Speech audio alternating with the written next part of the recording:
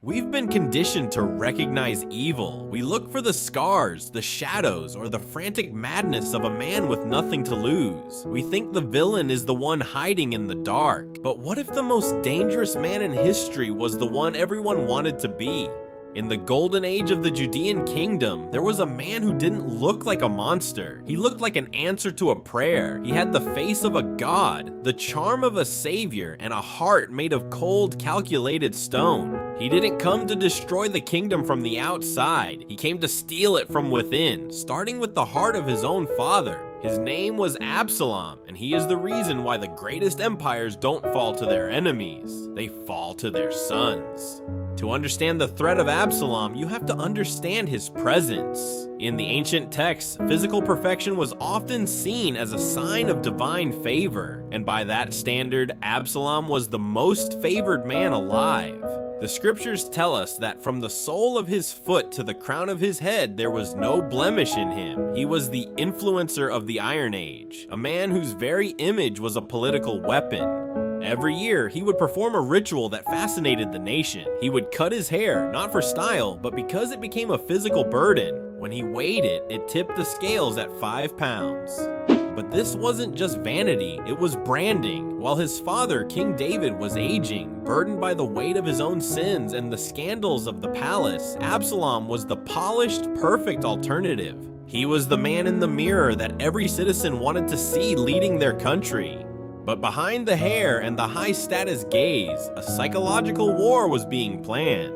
Every great betrayal starts with a why. For Absalom, the why was a toxic mix of justice and ambition. Years earlier, his sister Tamar had been violated by their half-brother Amnon. King David, the man of God, the warrior king, did nothing. He was furious, yes, but he failed to act. He chose the status quo over his daughter.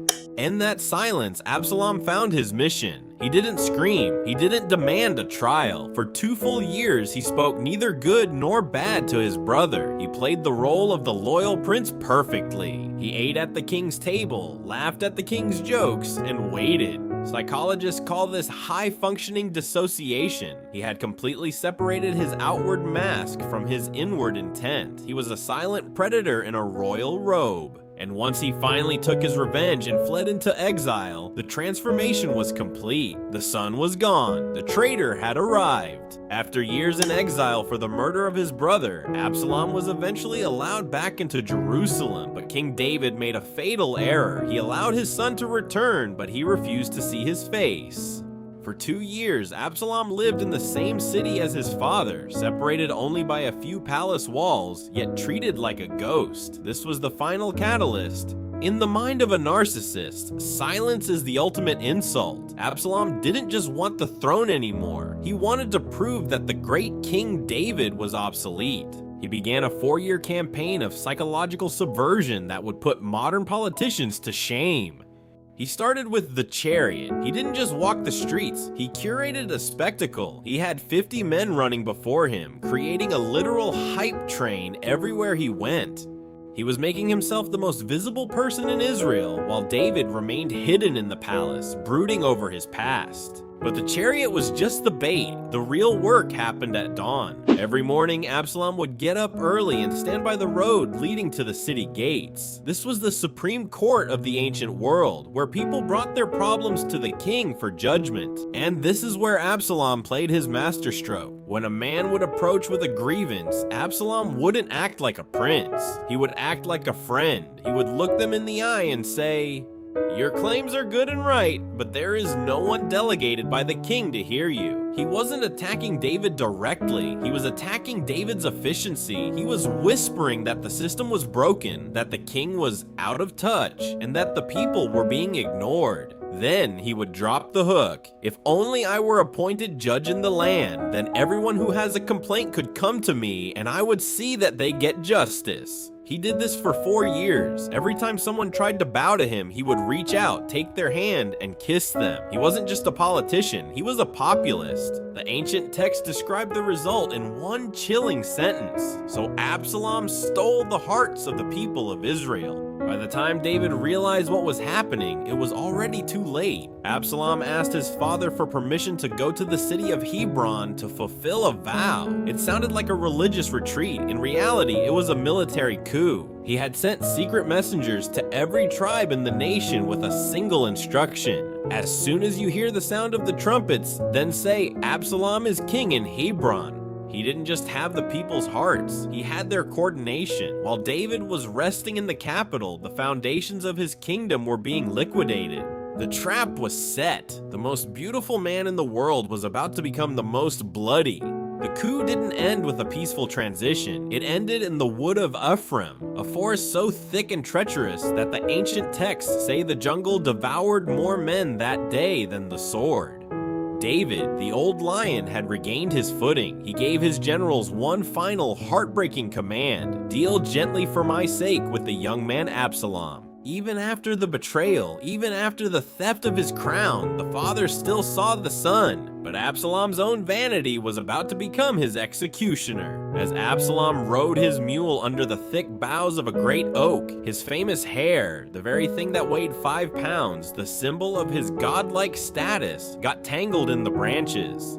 The mule ran on, leaving the most beautiful man in the world dangling between heaven and earth, helpless and exposed. It is the ultimate irony of the architecture of a mistake. The thing you are most proud of is often the thing that destroys you.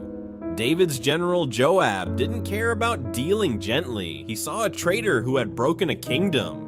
He took 3 spears and drove them through the heart of Absalom while he was still tangled in the tree. When the news reached King David, he didn't celebrate the victory. He wept. He cried out, "Oh, my son Absalom, my son Absalom, if only I had died instead of you." It's a haunting end to a man who had everything. Absalom had the looks, the charm, and the strategy. He had successfully stolen the hearts of a nation, but he forgot that a heart stolen through manipulation can never be kept. Absalom's story isn't just a historical footnote, it's a recurring pattern in the human soul.